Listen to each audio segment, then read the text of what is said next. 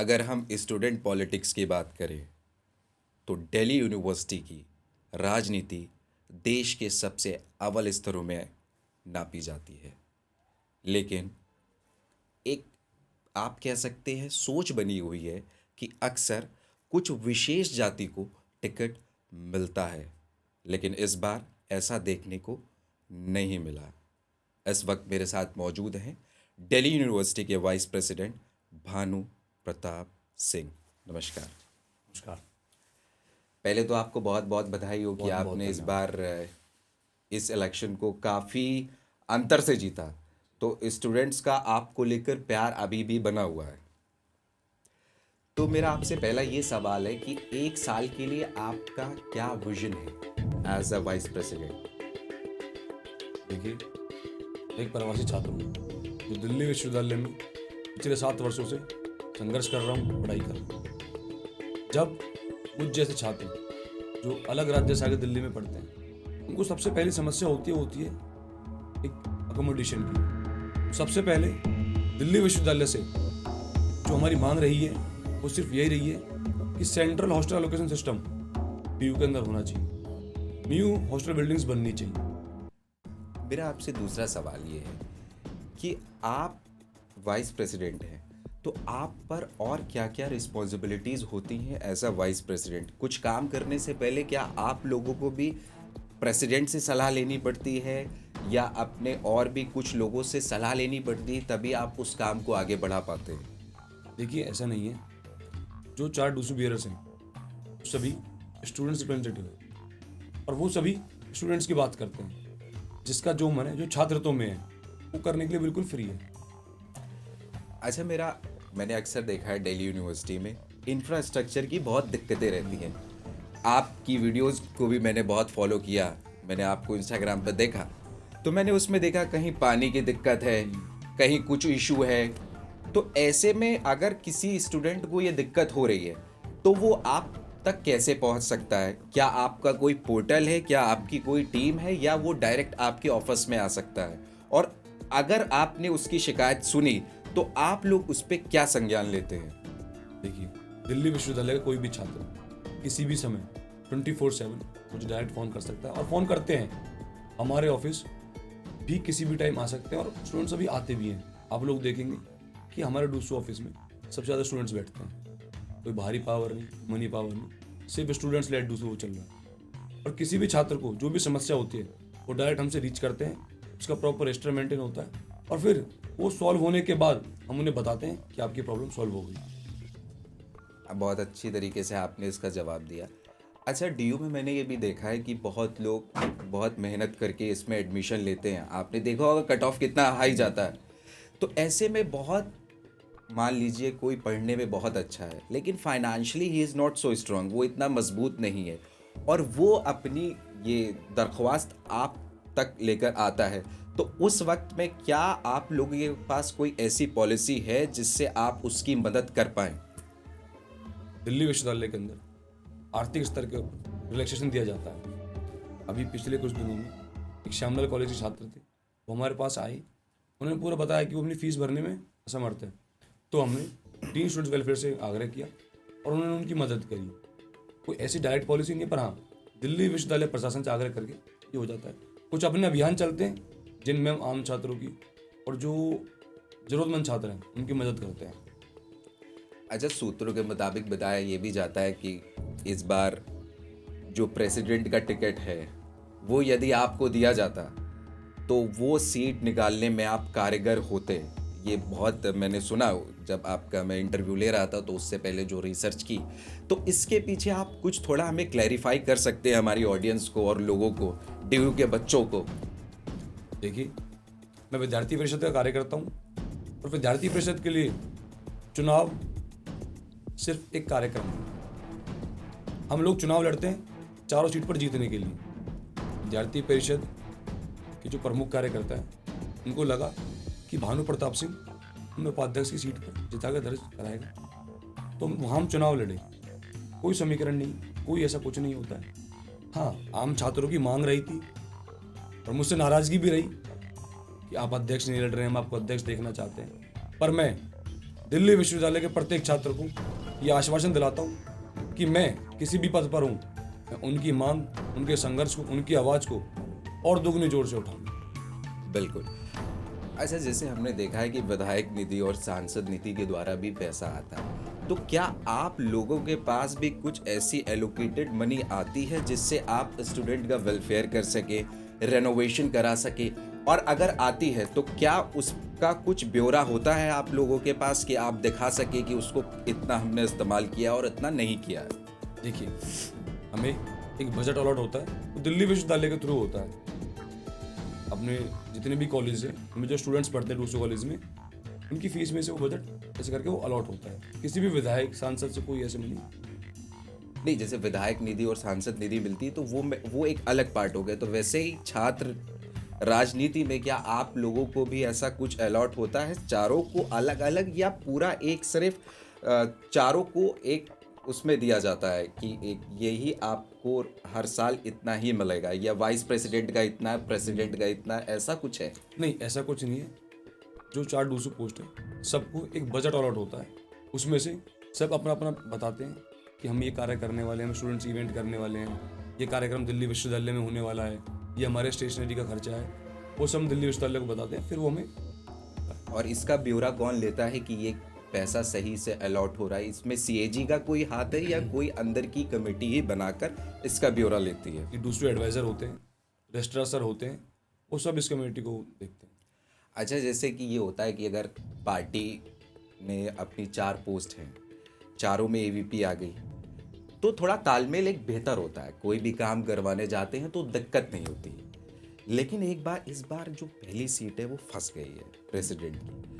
तो ऐसे में आप लोग तालमेल करके दिल्ली यूनिवर्सिटी को बेहतर बनाने की कैसे, कि दिल्ली में विकास हो, जो भी आप जितने भी कॉलेजेस हों, उसमें आप किस तरीके से एक दूसरे के साथ कोलैब करके काम को बेहतर करते हैं?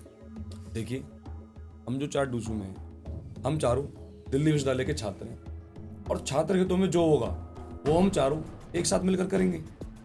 कुछ विचारधारा का फर्क होता है, कुछ अपनी आइडियोलॉजी का डिफरेंस होता है, बट जहाँ स्टूडेंट्स की मांग है तो हम चारों मिलकर एक साथ करेंगे। तो क्या आइडियोलॉजिकल डिफरेंस की वजह से कई बार कोई काम आप किसी स्टूडेंट के हक में नहीं करते, या ऐसा नहीं है कि अगर वो स्टूडेंट है तो आप करते हैं, या आप ये देखते हैं कि उसकी विचारधारा आपसे अलग है तो आप उसके लिए नहीं खड़े होंगे? क्या ऐसा है? देखिए, दिल्ली विश्वविद्यालय का प्रत्येक छात्र, हर जाति का छात्र, हर वर्ग का छात्र और हर धर्म का छात्र हमारे लिए एक समान है, और सबकी आवाज़ हम उठाते आए हैं। आज मैं डूसू में हूँ, और पिछले 7 वर्षों से, जब मैं दिल्ली विश्वविद्यालय छात्र संघ में नहीं था, सिर्फ विद्यार्थी परिषद का कार्य करता था, मैं तब से ऑफ कैंपस से लेकर मेन कैंपस तक आम छात्रों की आवाज़ उठाता है। अच्छा भानु जी, जैसे बहुत सुना है DUSOL, तो क्या DUSOL वाले बच्चे भी अगर आप तक पहुंचते हैं तो आप उनकी मदद करते हैं, या आप उसको एक सही रिवर्ट बैक देते हैं? नहीं, बिल्कुल। हमारे DUSOL में एक यूनिट है जो प्रॉपर उनके लिए काम करती है। हम खुद डूसू में रहते हुए एसओल के लिए काम करते हैं, और अभी जो एसओल में एग्जामिनेशन चल रहे हैं उनके लिए भी हम प्रॉपर काम कर रहे हैं, कैसे वो स्मूथली चल सके। तो जिस तरीके से इस समय आपका नाम है, तो क्या आप आने वाले 4-5 साल में, जहां से आप बिलोंग करते हैं, वहां से अपने आप को एक कंटेंडर देख रहे हैं विधायक और सांसद के लिए? देखिए, फ्यूचर का तो पता नहीं, और अभी इस समय मैं दिल्ली विश्वविद्यालय छात्रों का नेतृत्व कर रहा हूँ, और अभी जिम्मेवारी सिर्फ ये है कि जो जिम्मेवारी मुझे मिली है इसे मैं ठीक तरीके से निभाऊँ। कभी कभी ऐसा होता है कि दिल्ली यूनिवर्सिटी में प्रशासन से जब कोई खटपट होती है बच्चों की, या कुछ ऐसा होता है, तो उस वक्त में आप प्रशासन से किस तरीके से एक मैनेज करके चीज़ों को सुलझाते हैं? देखिए, एक छात्र नेता का काम क्या होता है कि समस्याएं सबको पता होती हैं, उन समस्याओं का समाधान कैसे होगा वो एक छात्र नेता को पता होगा। कैसे प्रशासन से उन्हें बात करनी है, और जहाँ जरूरत लगे कि अपनी बात मनवानी है, किस प्रकार से उसे आंदोलन का रूप देना है, किस प्रकार से एग्रेसिव होना है, कैसे अपनी मांगे मनवानी, वो छात्र नेता को आता है। भानु जी, आप एक विशेष जाति से आते हैं, और दिल्ली यूनिवर्सिटी में ये जीतना काबिले तारीफ है। तो क्या क्या अड़चने आपको आई कि टिकट मिलने के बाद और टिकट मिलने से पहले, और इस सीट को जीत में बदलने तक क्या आपको दिक्कतें आई? देखिए, सभी को अपनी जाति पर गर्व होता है, पर दिल्ली विश्वविद्यालय चुनाव में सभी बिरादरियों ने, सभी जाति ने, सभी धर्म ने मेरा समर्थन किया है। सबने देखा है कि पिछले 7 वर्षों से एक ऐसा छात्र जो एक दूसरे राज्य से आता है, एक आम परिवार से आता है, एक पूर्व सैनिक का बेटा जो 7 साल से संघर्ष कर रहा है, उसकी मदद करनी चाहिए। टिकट होने के बाद NSUI ने एक ऐसा माहौल बनाया कि स्टेट को हम जीत चुके हैं। एक मनी पावर से, एक मसल पावर से दिल्ली विश्वविद्यालय के छात्रों को इन्फ्लुएंस करने का काम किया। और आज ये कहते हुए बहुत गर्व होता है, उन दिल्ली विश्वविद्यालय के छात्रों ने उन मनी पावर को, मसल पावर को, उन लोगों को जो कैंपस को खराब करते हैं, उनको उस कैंपस से बाहर भेजने का काम किया। अच्छा, अगर मैं आपका साफ कहना है कि 36 बरादरी आपके साथ थी, मेरा आपसे ये सवाल है कि अगर मुझे भानु प्रताप सिंह को जानना है एक शब्द में, तो वो आप क्या कहेंगे? स्टूडेंट, छात्र नेता। तो भानु जी, जिस तरीके से आप काम कर रहे हैं, काफ़ी बेहतर तरीके से काम कर रहे हैं, तो क्या कभी ऐसा भी होता है कि पार्टी के अंदर कुछ खटपट होने की वजह से कुछ काम आपका जिस नतीजे तक आपको पहुंचना है आप नहीं पहुंच पाते हैं? देखिए नहीं, ABVP एक छात्र संगठन है जो राष्ट्रीय आंदोलन भी है, जो 1949 से काम करता है। हम लोग जो छात्र हितों में हैं, चाहे डूसू हो चाहे ना हो, देखिए जब 3 साल डूसू चुनाव नहीं हुए तब भी विद्यार्थी परिषद के कार्यकर्ता आम छात्रों के लिए एडमिनिस्ट्रेशन से संघर्ष कर रहे हैं। भानु जी, आप रिजर्वेशन पॉलिसी जो है DU में, उसको लेकर कुछ रिफॉर्म की तरह देखते हैं या कुछ आप लोग ऐसी प्लानिंग सोच रहे हैं कि इसमें कुछ रिफॉर्म आए? रिजर्वेशन जो पॉलिसी है आप देख रहे हैं, तो इसको लेकर आपका एक छोटा सा विचार जानना चाहता हूँ। देखिए, रिजर्वेशन पॉलिसी भी है और साथ साथ हम चाहते हैं कि on the basis of stability of the family ये थोड़ा बढ़ना चाहिए। तो भानु जी, अगर हम आपको सम अप करें तो आप अपनी तरफ से क्या कहेंगे कि आपके ऊपर ये रोल फिट बैठता है? एज आ नेता आप अपने आप को आने वाले समय में देखते हैं? एज आ कार्यकर्ता आप अपने आप को देखते हैं? या आप अपने आप को देखते हैं कि नहीं, मैं लोगों के लिए हूँ, लोगों के साथ हूँ, या मुझे एक अलग हट के चलना है? किस तरीके से आप अपने आप को देखते हैं? देखिए, मैं 2017 से दिल्ली विश्वविद्यालय में पढ़ रहा हूँ, मैं छात्रों के बीच रहा हूँ, और जब मुझे छात्रों की जरूरत पड़ी है, छात्र मेरे साथ रहे। मैं ना कोई अपने आप को नीचा देखना चाहता, मैं सिर्फ ये चाहता हूँ जो प्यार मुझे यहाँ मिला है वो प्यार मुझे आगे जीवन में मिलता रहे, ये संबंध जो है बने, वो संबंध आगे बने रहे, दोस्ती बनी रहे। बिल्कुल। तो भानु जी, अच्छा, एक लास्ट सवाल मेरा आपसे, आपने बहुत बेहतरीन तरीके से सभी सवालों का जवाब दिया कि जितने भी 5 आप ऑफिस बेयरर्स हैं, उसमें सबसे ज़्यादा उम्र दराज आप हैं और आप सबसे ज़्यादा मैच्योर हैं। तो कहीं ना कहीं आपको ऐसा नहीं लगता कि कभी कभी कुछ चीज़ों पर आप जिस तरीके से रिएक्ट करते होंगे शायद वो 4 लोग नहीं कर पाते? तो उसको लेकर आपका क्या सोचना है? देखिए, जो हम 4 लोग डूसू बेयरर्स हैं, कभी उन लोगों को जरूरत पड़ती है कि मुझसे ऐसा सीनियर कुछ पूछना है, वो लोग पूछते हैं। कभी मुझे लगता है कि वो मेरे जूनियर से मुझे कुछ बताना चाहिए, तो हम बताते हैं।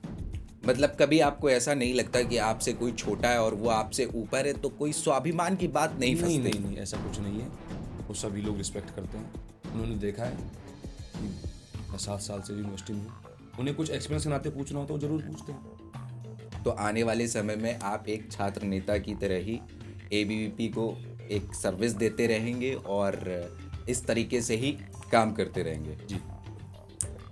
तो ये थे हमारे साथ भानु प्रताप सिंह, जिन्होंने ये कहा कि वो आज भी कार्यकर्ता के साथ हैं और आने वाले समय में भी कार्यकर्ता ही बनकर रहेंगे। इन्होंने बताया कि दिल्ली यूनिवर्सिटी में जो छात्रों की समस्याएं होती हैं उन पर सुनवाई की जाती है और चारों ऑफिस बेयरर्स मिल बांट कर एक काम बांटते हैं और उस काम पर उसको रिवर्ट बैक करते हैं। भानु प्रताप सिंह एक ऐसा नाम है जो इस बार चुनावों को अधिक अंतरों से जीतने वाला नाम है, जो आने वाले समय में ऊंचाइयों को छूता रहेगा। लास्ट में मैं इसी से खत्म करना चाहूंगा, पाने को अभी कई मुकाम बाकी हैं, इस खेल के अभी कई इम्तिहान बाकी हैं, अभी तो नापी है मुट्ठी भर जमीन, अभी तो पूरा आसमान बाकी है। नाम जरूर याद रखिएगा, भानु प्रताप सिंह। धन्यवाद।